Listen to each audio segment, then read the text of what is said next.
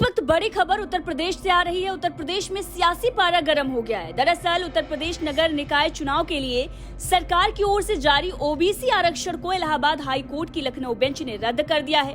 इसके साथ ही high court ने तुरंत चुनाव कराने का भी निर्देश दे दिया है। अब इसके बाद से ही विपक्ष सत्ता पक्ष पर हमलावर हो गया है। सीएम योगी आदित्यनाथ के साथ साथ केशव प्रसाद मौर्य पर भी हमला बोला जा रहा है। विपक्ष का कहना है कि सरकार जो है वो ओबीसी विरोधी है। इसके साथ ही योगी आदित्यनाथ को लेकर भी टिप्पणी की जा रही है। सीएम योगी आदित्यनाथ का इस पर बयान भी आया है। केशव प्रसाद मौर्य ने भी इस पर बयान दिया है। उन्होंने ये कहा है कि निकाय चुनाव जो हैं वो बिना ओबीसी आरक्षण के नहीं कराए जाएंगे और सरकार इसके लिए हर संभव कोशिश करेगी। इसके साथ ही सीएम योगी आदित्यनाथ का भी इस पर बयान आया, लेकिन इसके साथ ही सपा सुप्रीमो अखिलेश यादव ने खूब हमले किए हैं। सबसे पहले आपको सीएम योगी आदित्यनाथ का बयान सुनाते हैं कि क्या कुछ उन्होंने इस पर बयान जारी किया है, उसके बाद किस प्रकार की टिप्पणी विपक्ष के द्वारा की जा रही है और हाईकोर्ट का इस पर क्या फैसला आया है, ये भी हम आपको बताएंगे। तो सबसे पहले आपको बता दें कि इस पर सीएम योगी आदित्यनाथ ने बयान देते हुए कहा है कि प्रदेश सरकार अन्य पिछड़ा वर्ग के नागरिकों को आरक्षण की सुविधा उपलब्ध कराएगी, उसके बाद ही चुनाव कराया जाएगा। यानी कि इलाहाबाद हाई कोर्ट ने जो कहा है कि निकाय चुनाव जो हैं वो ओबीसी आरक्षण के बिना ही होंगे, इस पर सरकार ने ये कहा है कि वो इस मामले को लेकर हो सकेगा तो सुप्रीम कोर्ट भी जाएगी। अब ऐसी खबरें आ रही हैं। सीएम योगी आदित्यनाथ ने बयान जारी करते हुए कहा है कि प्रदेश सरकार नगरीय निकाय सामान्य निर्वाचन के परिक्षेप में आयोग गठित पर ट्रिपल टेस्ट के आधार पर अन्य पिछड़ा वर्ग के नागरिकों को आरक्षण की सुविधा उपलब्ध कराएगी। इसके उपरांत ही नगरीय निकाय सामान्य निर्वाचन को संपन्न कराया जाएगा और अगर जरूरी हुआ तो राज्य सरकार हाईकोर्ट के निर्णय के क्रम में तमाम कानूनी पहलुओं पर विचार करके सुप्रीम कोर्ट में अपील भी करेगी। इसके साथ ही आपको बता दें कि यूपी के नगर विकास मंत्री ए.के. शर्मा ने भी इस पर बयान दिया। उन्होंने कहा है कि बिना ओबीसी आरक्षण यूपी में निकाय चुनाव नहीं होने देंगे। अगर जरूरत पड़ी तो हाई कोर्ट के फैसले पर सुप्रीम कोर्ट का दरवाजा खटखटाएंगे।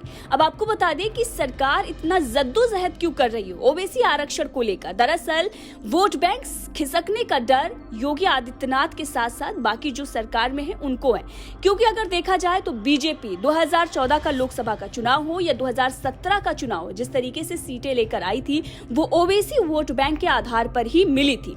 यानी कि ओबीसी जो जातियां हैं वो बीजेपी को लगातार सपोर्ट करती आई हैं और इसीलिए बीजेपी अब हर संभव कोशिश कर रही है अपने वोट बैंक को रिझाने के लिए और जो फैसला आया है आरक्षण रद्द करने का उसको लेकर। अब आपको बता दें कि इस पर किस तरीके से जो विपक्षी पार्टियां हैं वो हमलावर हो गई हैं। समाजवादी पार्टी के मुखिया अखिलेश यादव ने सीधे तौर पर उप मुख्यमंत्री केशव प्रसाद मौर्य को निशाने पर ले लिया है। उन्होंने कहा है कि मौर्य पिछड़े जरूर है लेकिन वो पिछड़ों के हितों की रक्षा नहीं कर सकते। इसके साथ ही रामगोपाल यादव ने भी बीजेपी पर हमला बोला है।